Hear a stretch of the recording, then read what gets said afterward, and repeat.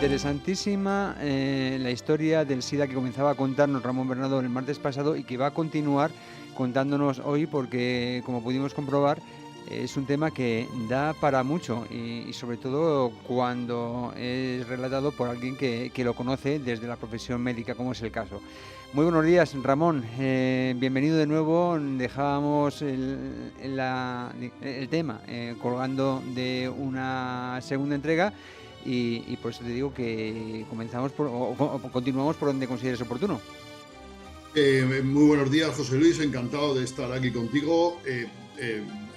Muchas gracias también a todos nuestros oyentes y espectadores. Y efectivamente estábamos hablando de la historia del SIDA, ¿verdad? De cómo la semana pasada hablábamos de cómo empezaron los casos, esos casos de personas que tenían enfermedades que solo aparecen cuando la inmunidad está muy deprimida, enfermedades poco frecuentes, que luego se encontraron unos colectivos que tenían más predisposición a estas enfermedades. Hablamos de la enfermedad de las H, ¿no? Y tal. Y luego hablábamos también de que ya se descubre el virus, de que se va perfilando perfectamente el mecanismo de transmisión, y hablamos del colectivo de los homosexuales. Efectivamente, de la trascendencia que tuvo en este colectivo el SIDA, que se difundió con mucha rapidez, ¿no? Porque el SIDA no se difunde con rapidez, pero sí con mucha extensión. Y otro colectivo también afectado gravemente por el SIDA era el de la otra H, el de los heroinómanos, ¿no? En realidad, no es correcto decir heroinómano, habría que decir los adictos o los consumidores de drogas vía parenteral, porque efectivamente consumir heroína por vía fumada, inhalada, no da ningún problema. El problema es consumirla por vía inyectada y compartir las jeringuillas, ¿no? Que eso era una práctica muy habitual en los heroinómanos, especialmente en España, ¿no? En España, el colectivo de los heroinómanos, que recordemos que en los años 80 hubo en España una auténtica epidemia de heroína, una epidemia que además fue muy unida a la delincuencia, porque la heroína causa mucha delincuencia, ¿no? La heroína tiene esa especial capacidad adictiva que produce además un síndrome de abstinencia intensísimo que impele al consumidor a hacer cualquier cosa por volver a consumir, ¿no? Y en España además tuvimos el problema de que en España había mucha heroína marrón, ¿Qué es la heroína la...? blanca y la heroína marrón. Mira, la ¿Qué? heroína blanca se disuelve bien en agua, ¿Sí? y entonces los que se inyectaban heroína blanca, pues la disolvían en agua con el ritual de la jeringuilla y tal, y la cucharita y inyectándose. Pero la heroína marrón, que llegó a España, mucha heroína marrón, para disolverse y poderse inyectar, necesitaba un medio ácido. Entonces se utilizaba el vinagre o el limón, Oh, ¿vale?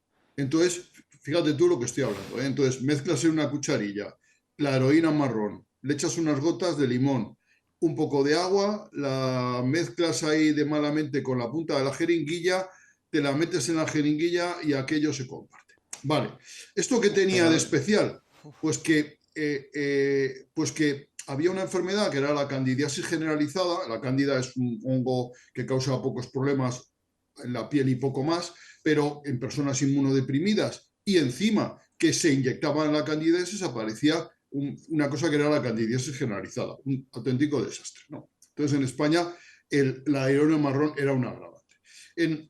Igual que en otros países, enseguida se vio el problema de la heroína y de las jeringuillas y se tomaron medidas. Por ejemplo, en Margaret Thatcher en los años 70, hablamos de un gobierno conservador, en Inglaterra ya había programas de intercambio de jeringuillas y ya había programas de metadona en el Reino Unido, ¿vale?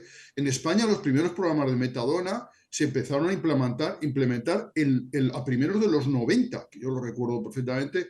De aquí un recuerdo a Gregorio Martín de Cruz Roja, que fue uno de los grandes impulsores de los programas de metadona en Madrid, con el que tuve sí. el placer de aprender y La, colaborar con él. la Y metadona, si no me equivoco, es una sustancia química que con unas, bueno, su uso pues produce No sé exactamente lo que produce, pero que se tomaba como alternativa a la Mira, heroína, ¿no?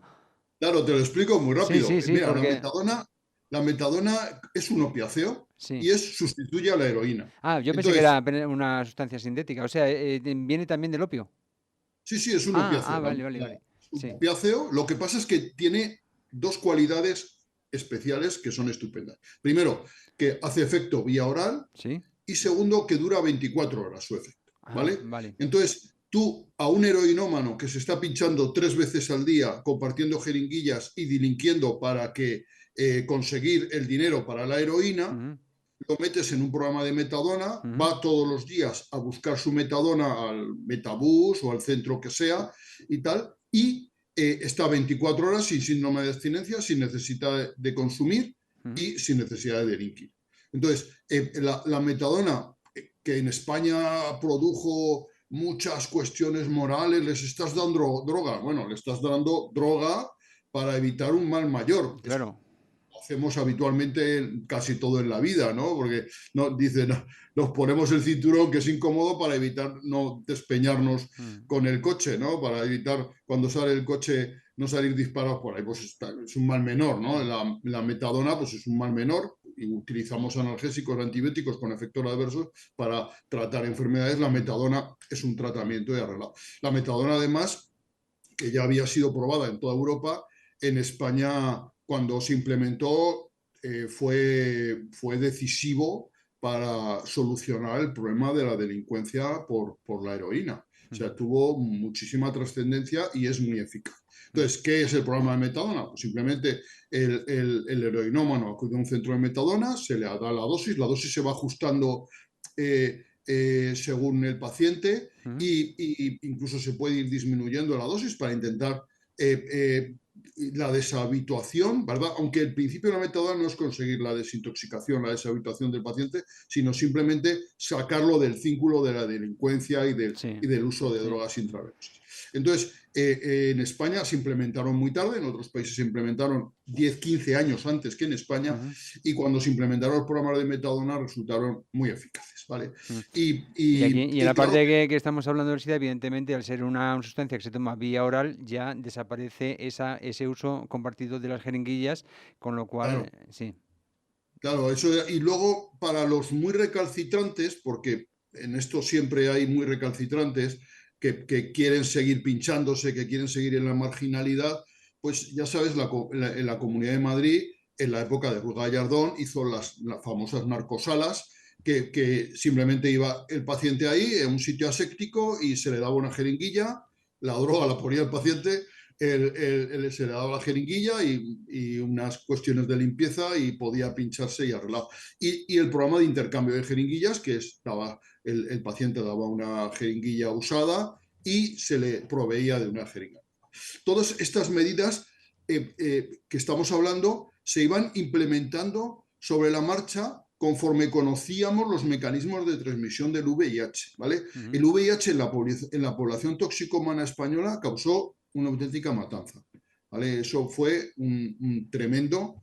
Eh, yo, que en esa época era médico de prisiones, era devastador la cantidad de enfermos de SIDA que había en prisión y la mortalidad que eso causaba era tremenda. ¿Vale? Fueron épocas muy duras en la historia de España.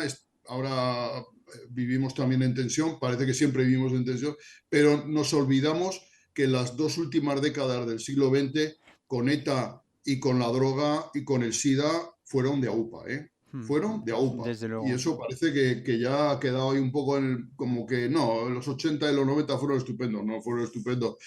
Teníamos Mm, problemas de la leche en este país, ¿vale? ujú, Pero al margen de eso, pues tenemos ese colectivo. Y luego resulta que aparece un colectivo que padece especialmente el SIDA, es el de los hemofílicos. Lo decíamos el otro día. Los hemofílicos necesitan factores de coagulación, el factor 7, el factor 8, el factor 9, el factor 8 y 9 sobre todo, que su sangre coagule y no tener hemorragias de manera permanente.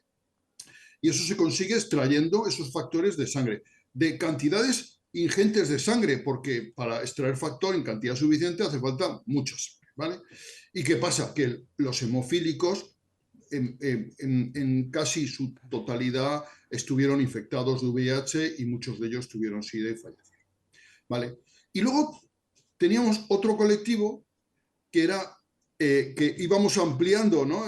El de los heterosexuales, porque claro, la transmisión a través de las relaciones sexuales es también posible, es también perfectamente probable. Claro. Entonces, había un colectivo de heterosexuales que se contagiaban entre ellos, y entonces y luego teníamos otro colectivo que es las personas que recibían transfusiones por una operación, por cualquier cosa. Pero es que fíjate tú, todos estamos en cualquier momento predispuestos a tener un accidente y a necesitar sangre, o sea que la transfusión, ¿no?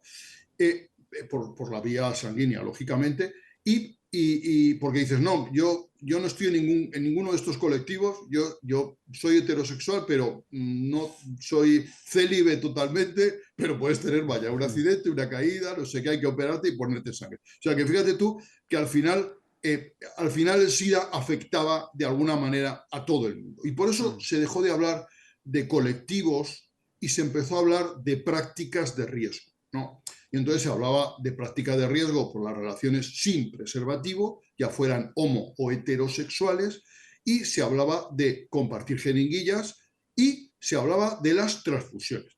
Y esto causó un problemón a nivel mundial, porque en el mundo había un mercado de los laboratorios, tenían un mercado de sangre. El mercado de sangre se proveía hasta que llegó el SIDA y la hepatitis B, se pensaba que la sangre era perfectamente estéril y que todo el mundo podía donar, estuviera como estuviera, lo importante era la sangre y arreglado. Y entonces se recurría a veces a la donación, pues a sectores marginales de la población, pensando que su sangre era tan buena como la de cualquiera, y lo es, pero posiblemente eran colectivos o sectores que podían transmitir infecciones porque dentro de ellos se hacían peticiones de donación en las prisiones, por ejemplo, donde la incidencia de VIH era muy elevada. O sea que fíjate. Entonces, hubo un momento de crisis en la industria de la sangre en la que se planteó que era imprescindible dos cosas: seleccionar a los pacientes donantes. No todos los donantes sirven.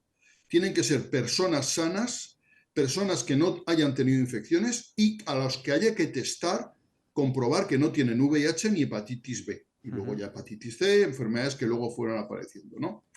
Y eso era fundamental. O sea, primero testar a los donantes y en segundo analizar la sangre.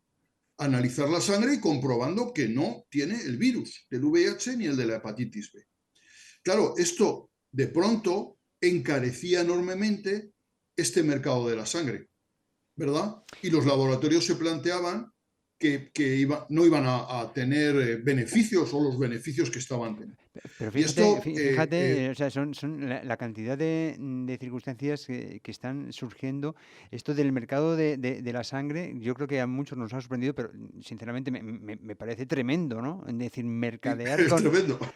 eh, Aquí en España la legislación prohíbe ahora, ¿no? Porque sí. antes no, prohíbe el pago por donación. Las donaciones en España tienen que ser altruistas. Claro, claro, o España sea, es un pero país, hubo un momento en el que esto no era así, en el que decir, no, bueno, no, pues claro, si antes de la necesitas legislación una actual, transfusión y la puedes comprar, sobrevives, y si no, pues mira, oye, nos quedamos la bolsita y tú ya verás. más que comprarla al paciente, vender la sangre. Había gente que vendía su sangre, ¿me Sí, explico? sí. Vendía su sangre. En Estados Unidos eso Ah, bueno, era. que no es que hubiera un banco de sangre al cual se fuera a comprar las transfusiones, ¿no? Sino que eran Las transfusiones eran para el que las necesitaba, por lo menos aquí en España, Ah, pero vale. la Ah, sangre bueno, es que digo, venía a veces de donantes no altruistas, de Vale, donantes vale. pagados. Vale, vale, ¿Me vale. Ya explico? lo entiendo, ya lo ¿Vale? entiendo.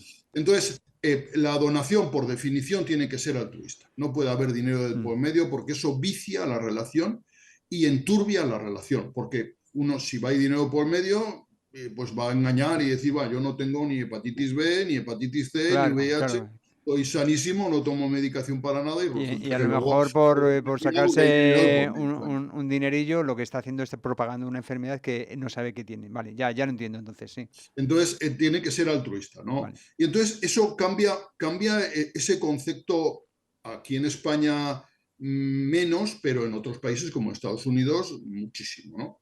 Y eso hace falta, para hacer eso, hace falta leyes, o sea, que hace falta que las autoridades de los países emitan leyes por recomendación de la Organización Mundial de la Salud para que se tomen esas medidas preventivas.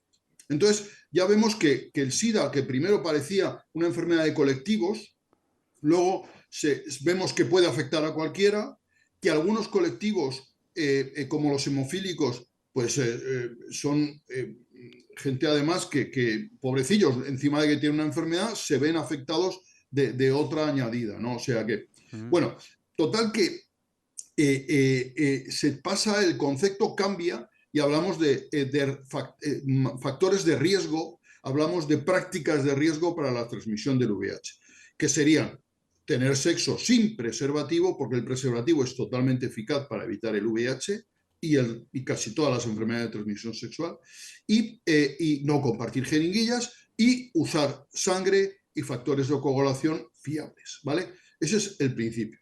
Cuando empieza el VIH, el SIDA, pues hay una especie de paranoia generalizada, totalmente respetable y totalmente normal, porque como no se conocía bien su transmisión, como se tenía miedo, como incluso se desconfiaba de, como ocurre muchas veces, ¿no? Como ocurrió con el COVID, de las autoridades sanitarias, porque la información que daban no era completa o no era completa porque tampoco a lo mejor se tenía más conocimiento, pues hubo colectivos que reivindicaban medidas excepcionales de protección.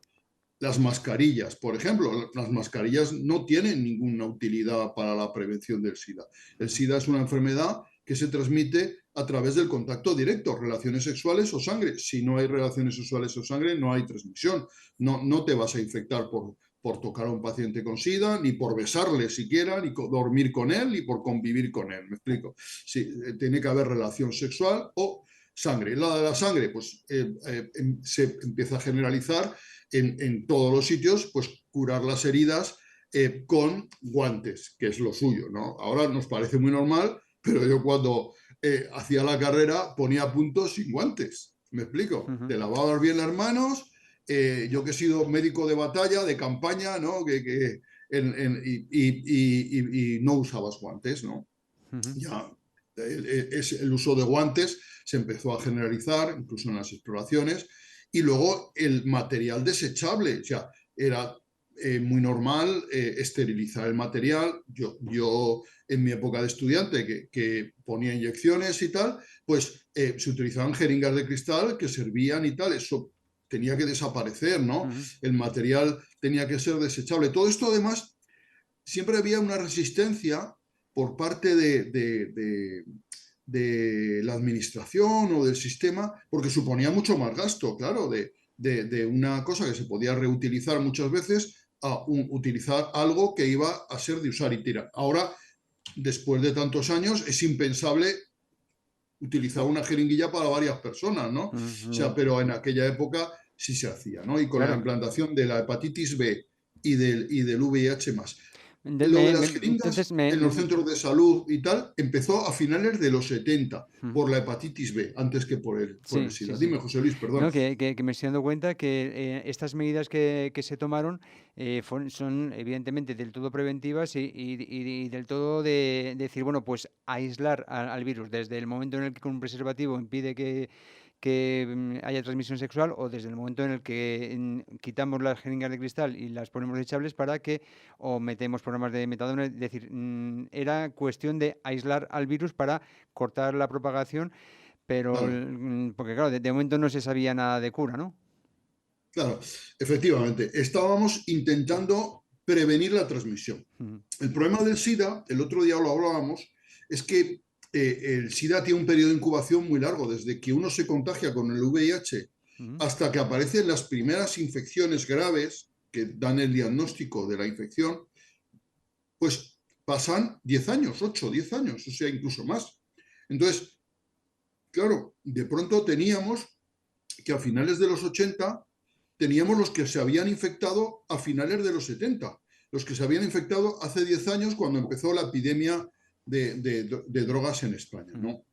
que de drogas en Sí, España, de que fue propagación, sí, que auténtico núcleo de finales de los problema. 70 llegaron a mansalva a principios de los 80 y hubo eh, una expansión, ¿no? de las drogas en nuestro país tremenda. Sí, Sí, fue tremendo aquello. sí. Que no fue único en España, porque muchas veces se habla de que la transición, ¿no? Esto fue un fenómeno que pasó en todo el mundo, Mm, el fenómeno de la heroína, ¿no? mm, Y entonces, claro, de pronto las salas de medicina interna, y esto sigo haciendo historia, de medicina interna de los hospitales, que siempre habían estado llenas de mm, abuelitos con insuficiencia cardíaca, con insuficiencia respiratoria, con tumores, etcétera, de pronto se vieron llenas de jóvenes toxicómanos, me explico, que mm, tenían SIDA. O sea,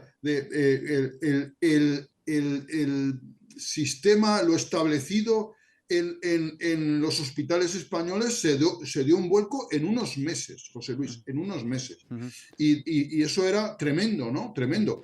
¿Y esto, Era además cuando dices que ocurría esto, más o menos? a finales de los 80. A Pues finales de los 80, en España se produce el gran boom del SIDA ujú, y en pocos meses, lo que te cuento, las sí. plantas de medicina interna de los hospitales que estaban llenas de abuelitos cambiaron sus residentes por enfermos de Claro, SIDA, ¿no? ya O sea, eso. esto a raíz de la eclosión, ¿no? De aquellos que se habían contagiado, como decías, una década antes. Ramón, quería acotar la fecha precisamente porque tenemos que dejar aquí el programa y para retomarlo de nuevo el martes que viene porque es tan interesante y es tan hay tantísimo.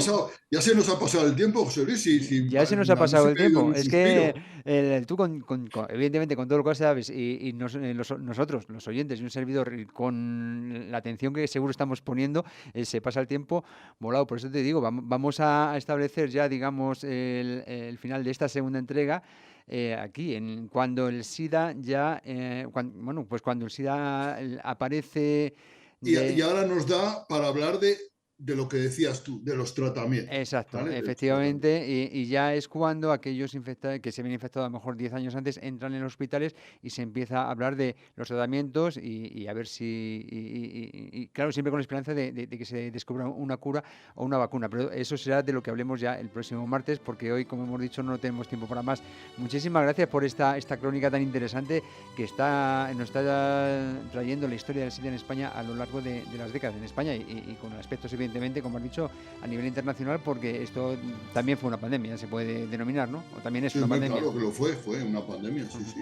Pues en eso quedamos, Ramón. El próximo martes ya en tercera, no sé si decir, Tercera entrega. no sé si decir última, visto lo visto, pero bueno, de tercera entrega de esta historia del SIDA que nos está trayendo Ramón Bernardo. Gracias y hasta el martes. Bueno, no, hasta mañana que Gracias. hablaremos de Mañana cine. nos vemos en el cine. Gracias. Chao.